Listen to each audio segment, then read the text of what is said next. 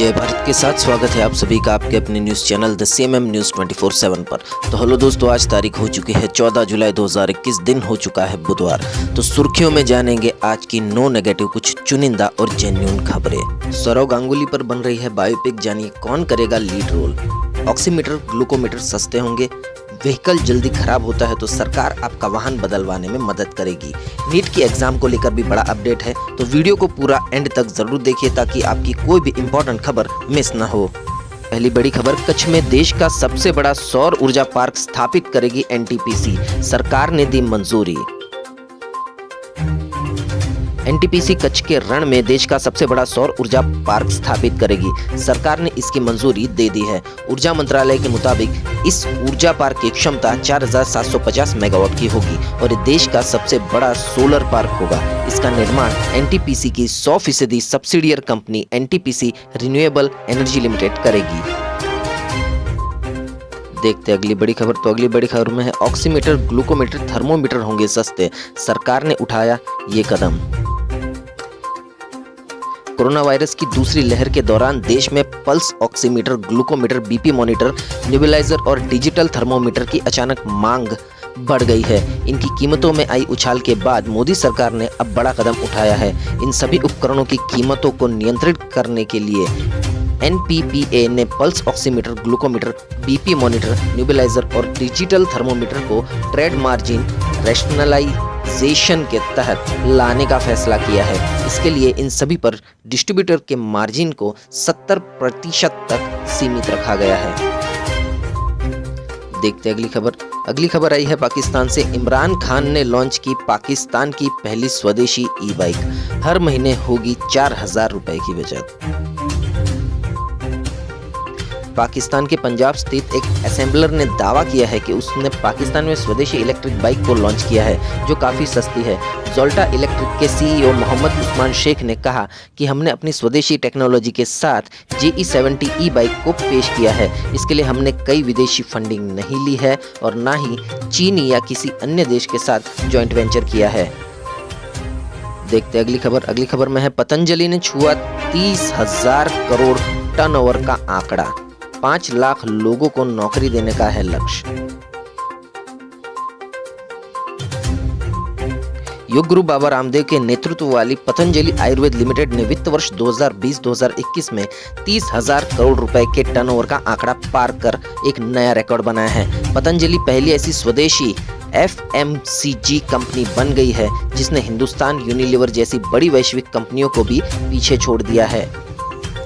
पतंजलि द्वारा हाल ही में खरीदी गई रुचि सोया का राजस्व वित्त वर्ष 2020-2021 में बढ़कर 16,318 करोड़ रुपए रहा, जो पूर्व वित्त वर्ष की तुलना में 24.4% अधिक है। रुचि सोया का शुद्ध लाभ इस दौरान 681 करोड़ रुपए रहा।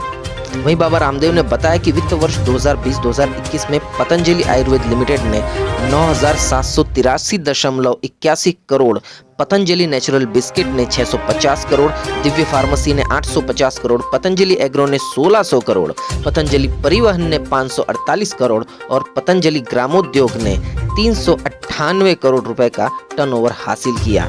इस तरह पतंजलि समूह का कुल टर्नओवर 14,000 करोड़ रुपए से ज्यादा रहा। देखते अगली खबर। अगली खबर में है पाकिस्तान में जब्त हो रही है मलाला के जिक्र वाली स्कूली किताबें, जाने क्या है इसकी वजह।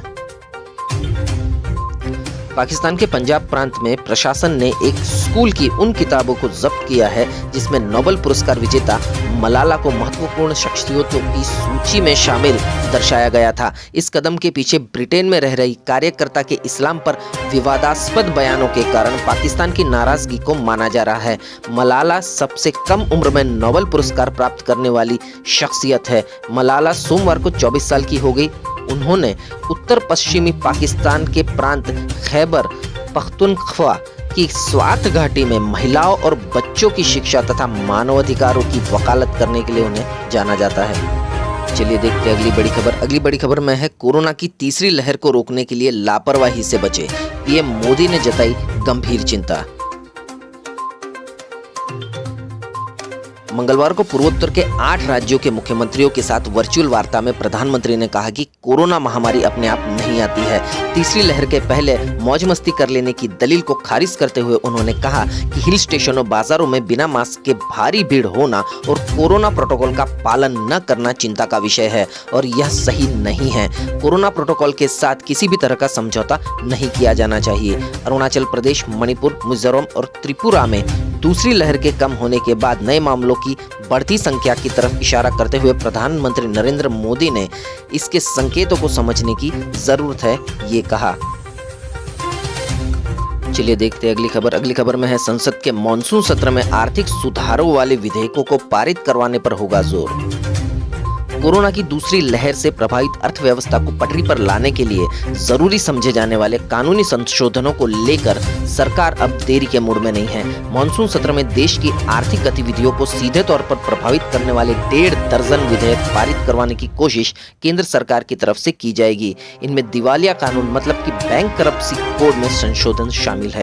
तो बढ़ते अगली खबर की ओर। अगली खबर आ रही है नेपाल से। भारत समर्थक देवबा ने संभाली नेपाल की 5वीं बार कमान। 30 दिन के अंदर संसद में साबित करना होगा विश्वास का मत। जहां दोस्तों नेपाली कांग्रेस के अध्यक्ष शेर बहादुर देवबा ने देश की कमान संभाल ली है। राष्ट्रपति विद्यादेवी भंडारी ने उनको प्रधानमंत्री पद पर मंगलवार को नियुक्त कर दिया। देवबा की यह नियुक्ति सुप्रीम कोर्ट के आदेश पर हुई है। 5वीं बार नेपाल के पीएम बनने वाले देवबा को भारत का समर्थक माना जाता है। देखते अगली खबर है मॉनसून के बारे में। तो 5 दिन की देरी के बाद पूरे देश भर में पहुंचा मॉनसून। यह दोस्तों मौसम विभाग ने कहा है कि पिछले 4 दिनों से बंगाल की खाड़ी में नमी वाली पूर्वाई हवाओं के चलने से बादलों का दायरा बढ़ गया है। कई स्थानों पर बारिश हुई। दक्षिण पश्चिम मॉनसून आगे बढ़ गया है और दिल्ली, उत्तर प्रदेश के बाकी स्थानों, पंजाब, हरियाणा और राजस्थान समेत देश के बाकी बचे हिस्सों तक पहुंच चुका है। देखते अगली खबर में है वाहन में आ गई है खराबी तो सरकार से करे शिकायत, तेजी से होगा समस्या का समाधान। वाहन मालिकों की दिक्कतों को लेकर शिकायत दर्ज करने के मामले में मदद करने के प्रयास के तौर पर सड़क परिवहन और राजमार्ग मंत्रालय ने परिवहन वेबसाइट पर वाहन रिकॉल पोर्टल लॉन्च किया है। इसमें रजिस्ट्रेशन करवाने बाद उपयोगकर्ता अपने वाहन में निर्माण संबंधी खामियों के बारे में शिकायत दर्ज कर सकते हैं। अभी तक वाहन मालिक को किसी तरह की खराबी की शिकायत करने के लिए डीलरशिप के चक्कर काटने पड़ते थे, लेकिन सरकार ने कार ओनर्स को राहत देने के लिए समाधान निकाला है। चलिए देखते हैं अगली अपडेट है नीट से जुड़ी हुई। भारत में पहली बार नीट की परीक्षा 13 भाषाओं में होगी आयोजित। जाने कैसे करना होगा रजिस्ट्रेशन। भारत में पहली बार नीट की परीक्षा 13 भाषाओं पर आयोजित की जाएगी। नीट 2021 के लिए रजिस्ट्रेशन 13 जुलाई की शाम 5 बजे nta.nic.in पर शुरू हो गए हैं। नीट परीक्षा के इतिहास में पहली बार और मिडिल ईस्ट में भारतीय छात्र समुदाय की सुविधा के लिए कुवैत में भी परीक्षा केंद्र खोला गया है। यह जानकारी केंद्रीय शिक्षा मंत्री धर्मेंद्र प्रधान ने दी है। देखते अगली खबर में है DSSSB ने 16, 17 और 18 जुलाई को होने वाली PGT परीक्षा के लिए प्रवेश पत्र जारी कर दिए हैं। ऐसे कर सकते हैं आप डाउनलोड। दिल्ली सब ordinate services selection board DSSSB ने PGT परीक्षा के लिए प्रवेश पत्र जारी कर दिया है। यह हॉल टिकट 16, 17 और 18 जुलाई को होने वाली परीक्षा के लिए जारी किया है। उम्मीदवार अपना प्रवेश पत्र DSSSB की वेबसाइट dssb.delhi.gov.in पर लॉगिन करके डाउनलोड कर सकते हैं। चलिए देखते हैं अगली खबर में है जानिए कैसे अफगानिस्तान में तालिबानी सत्ता कश्मीर की शांति के लिए है खतरे की घंटी। जानकारों का कहना है कि अफगानिस्तान में तालिबान की वापसी की मजबूत होती संभावना को देखते हुए भारत को कश्मीर को लेकर अपनी सुरक्षा चौकसी को और मजबूत करना होगा। देश के पूर्व विदेश सचिव कंवल सिब्बल ने हाल ही में कहा कि तालिबान का अफगानिस्तान में मजबूत होना सीधे तौर पर कश्मीर के हालात से जुड़ा हुआ है। वहां आतंकवादी समूहों को नई ताकत मिल सकती है और भारत को इस बदलाव से सबसे ज्यादा चौकन्ना रहने की जरूरत है। तो चलिए देखते हैं अगली खबर है 92 यानी कि 92 की सीरीज से आए मैसेज तो रहे सावधान। यह नंबर पाकिस्तान का है। साइबर पुलिस ने जारी की है एडवाइजरी। जी हाँ दोस्तों, ये न्यूज आ रही है भोपाल से। लॉटरी जीतने के नाम पर अंतर्राष्ट्रीय स्तर पर ठगी की जा रही है। इसमें बड़ी संख्या में आने वाले संदेश पाकिस्तान से है। 9-2 की सीरीज पाकिस्तान की है। साइबर पुलिस को मिल रही शिकायतों में लॉटरी के नाम पर लोगों से लाखों रुपए ठगे गए हैं। इनसे सावधान रहने की एडवाइजरी राज्य साइबर सेल ने जारी की है। राज्य साइबर सेल के अतिरिक्त पुलिस महानिदेशक योगेश चौधरी ने बताया कि साइबर अपराधी अंतर्राष्ट्रीय नंबरों से व्हाट्सएप पर मैसेज भेज रहे हैं कि एक लकी ड्रॉ में 25 लाख रुपए की लॉटरी आपने जीती है। इनमें बड़ी संख्या में मैसेजेस पाकिस्तान से आए हैं। चलिए बढ़ते अगली खबर की ओर। अगली बड़ी खबर में है बीसीसीआई अध्यक्ष सौरव गांगुली पर बनेगी बायोपिक। यहाँ दोस्तों टीम इंडिया के पूर्व कप्तान और बीसीसीआई के मौजूदा अध्यक्ष सौरव गांगुली पर बायोपिक बनेगी। इस बायोपिक में सौरव के किरदार में बॉलीवुड के मशहूर अभिनेता रणबीर कपूर नजर आ सकते हैं। करोड़ों की लागत से बनने वाली इस फिल्म में सौरव के लॉर्ड स्टेट में शतकीय पदार्पण से लेकर बीसीसीआई अध्यक्ष बनने तक के सफर को दर्शाया जाएगा। सौरव गांगुली ने खुद इस बात की पुष्टि की है कि उन्होंने अपनी बायोपिक के लिए मंजूरी दे दी है। इससे पहले सचिन तेंदुलकर, मोहम्मद अजहरुद्दीन और महेंद्र सिंह धोनी पर बायोपिक बन चुकी है। चलिए देखते हैं अगली खबर। अगली खबर में है भोपाल गैस कांड के पीड़ितों की विधवाओं को बतौर पेंशन मिलेगा अतिरिक्त 1000 रुपए। कैबिनेट ने दी मंजूरी।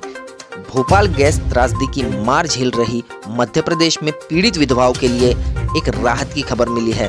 दरअसल त्रासदी पीड़ित विधवाओं के लिए राज्य कैबिनेट ने मंगलवार को पेंशन की अतिरिक्त रकम को मंजूरी दे दी है। अब इन्हें पेंशन के तौर पर प्रतिमाह अतिरिक्त 1000 रुपए दिए जाएंगे। यह जानकारी प्रदेश के गृह मंत्री नरोत्तम मिश्रा ने दी है।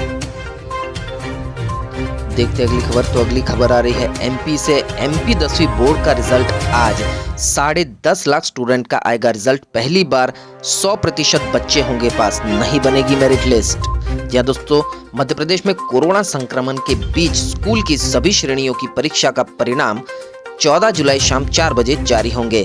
इसमें करीब 10.5 लाख स्टूडेंट का परीक्षा परिणाम आएगा। माध्यमिक शिक्षा मंडल कोरोना संक्रमण के चलते विशेष रूप से बनाई मूल्यांकन प्रणाली के तहत परिणाम जारी करेगा। इसमें पहली बार होगा कि 10वीं बोर्ड के रिजल्ट 100% होंगे। सभी छात्र पास होंगे। इसमें से कोई छात्र फेल नहीं होगा। कोई मेरिट लिस्ट जारी नहीं होगी और इस बार 10वीं बोर्ड के सारे बच्चे पास हो जाएंगे। तो चलिए देखते हैं अगली बड़ी खबर। अगली बड़ी खबर आ रही है किसानों के पक्ष में उतरे भाजपा नेता संपत सिंह। बोले डिप्टी स्पीकर रणबीर गंगवा और सांसद सुनीता दुग्गल किसानों पर दर्ज केस रद्द करवाएं। सिरसा में भाजपा नेताओं के विरोध के मामले में किसानों पर दर्ज केसों में भाजपा की तरफ से विरोधाभासी बयान आने लगे हैं।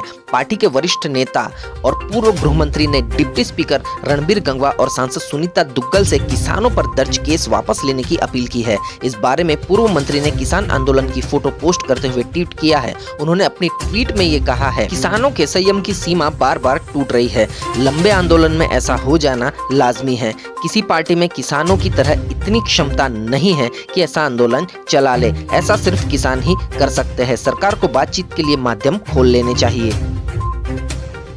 चलिए देखते हैं अगला अपडेट। अगला अपडेट है पंजाब की राजनीति से और सिद्धू पाजी को लेकर। सिद्धू ने ट्वीट किया, आम आदमी पार्टी ने मेरे विजन को हमेशा पहचाना, आप में जाने के दिख रहे हैं संकेत।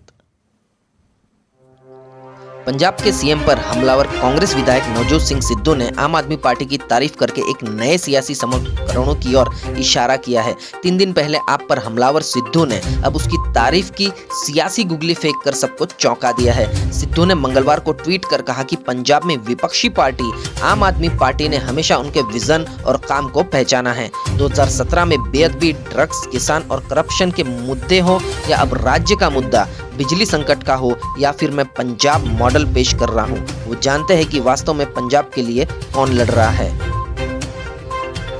जानते हैं अगली खबर। अगली खबर में है देश की पहली कोरोना मरीज हुई फिर संक्रमित। वुहान से लौटी मेडिकल स्टूडेंट ने 1.5 साल बाद भी वैक्सीनेशन नहीं लगवाई। दिल्ली जाने के लिए टेस्ट करवाया तो उनकी रिपोर्ट पॉजिटिव आई। चीन के वुहान से लौटने वाली देश की पहली कोरोना मरीज करीब 1.5 साल बाद मेडिकल स्टूडेंट दिल्ली जाना चाहती थी। चीन के वुहान से लौटने वाली देश की पहली कोरोना मरीज करीब 1.5 साल बाद फिर पॉजिटिव हो गई है। केरल के त्रिशूर में रहने वाली मेडिकल स्टूडेंट दिल्ली जाना चाहती थी। इसके लिए उसने RT-PCR टेस्ट भी करवाया था। कल उसकी रिपोर्ट पॉजिटिव आई है। त्रिशूर की डीएमओ डॉक्टर के रीना ने बताया कि उसे बिना लक्षण वाला संक्रमण है। जैसे ही 20 साल की छात्रा की रिपोर्ट पॉजिटिव आई, सब हैरान हो गए। इंडियन एक्सप्रेस की रिपोर्ट के मुताबिक मेडिकल स्टूडेंट ने अब तक वैक्सीनेशन का एक भी डोज नहीं लिया है। वह त्रिशूर जिले के मथालिकम ग्राम पंचायत की रहने वाली है और चीन के वुहान में रहकर मेडिकल की पढ़ाई कर रही थी। हालांकि 23 जनवरी 2020 को भारत लौटने के बाद वह वापस वुहान नहीं गई है और वह ऑनलाइन पढ़ाई कर रही है। तो अब जानते हैं क्या है सर्राफा बाजार में सोने का हाल। तो सोने और चांदी की कीमतों में फिर बढ़ोतरी हुई है। राष्ट्रीय राजधानी दिल्ली में मंगलवार को सोना 90 रुपए की तेजी के साथ 46,856 रुपए प्रति 10 ग्राम हो गया है। पिछले कारोबारी दिन यह 46,766 रुपए प्रति 10 ग्राम पर था। वहीं चांदी 490 रुपए बढ़कर 67,988 रुपए प्रति किलो हो गई है। सोमवार को यह 67,498 रुपए किलो पर बंद हुई थी। अंतर्राष्ट्रीय बाजार में सोने की बढ़त के साथ $1,809 प्रति औंस और चांदी $26.21 प्रति औंस पर कारोबार कर रहे थे। हालांकि Indian bullions and jewellers association की वेबसाइट के मुताबिक सोने की कीमत में 105 रुपए की बढ़ोतरी हुई है, जबकि चांदी की कीमत में 320 रुपए की बढ़ोतरी हुई है।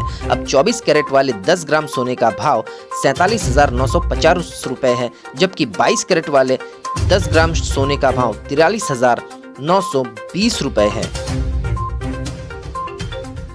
तो अब जानते हैं अगले 24 घंटे का भारत के मौसम का हाल। अगले 24 घंटे में कैसा रहेगा भारत के मौसम का पूर्वानुमान। दक्षिण गुजरात के तटीय कर्नाटक के कोंकण और गोवा के हिस्सों और मराठवाड़ा के कुछ हिस्सों में मध्यम से भारी बारिश हो सकती है।